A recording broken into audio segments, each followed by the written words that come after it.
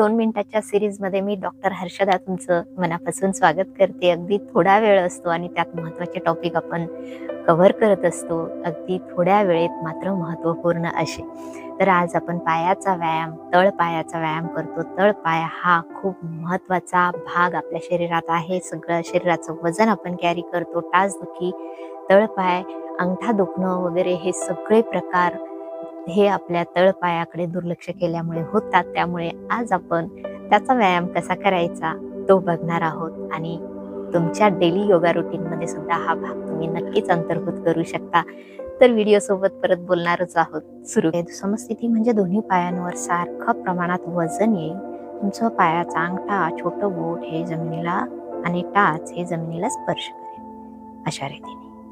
आता या ठिकाणी आपल्याला 2-4 लांब श्वास घ्यायचे आणि श्वास सोडायचा आहे आणि हळूहळू श्वास घेत टाचेवर यायचे। टाच उंच करा शक्य होईल तेवढी आणि खाली श्वास घ्या, श्वास सोडा, श्वास घ्या, श्वास सोडा। 5 पासून तुम्ही सुरू करू शकता।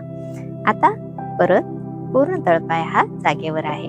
आता आपल्याला आपल्या तळपायाचा आतली कडा ही उचलायची आहे आणि बाहेरची कडेवर घ्यायची अशा रीती। आतली कडा उचलायची आहे आणि आतली कडा उचलूया आणि बाहेर। आता बाहेरची कडा उचलायची आहे शक्य होईल तेवढं आणि परत जागेवर। बोट सुद्धा उचला, फक्त अंगठा हा तुमचा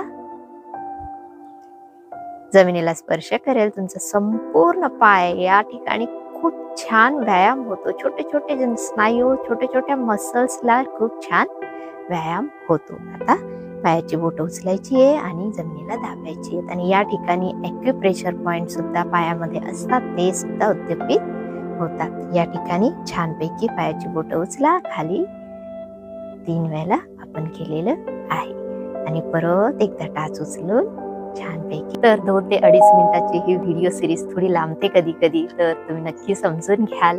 नक्कीच आपल्याला बऱ्याचशा महत्त्वाच्या गोष्टी गाळता येत नाही। भेटूया नेक्स्ट व्हिडिओमध्ये। खूप धन्यवाद।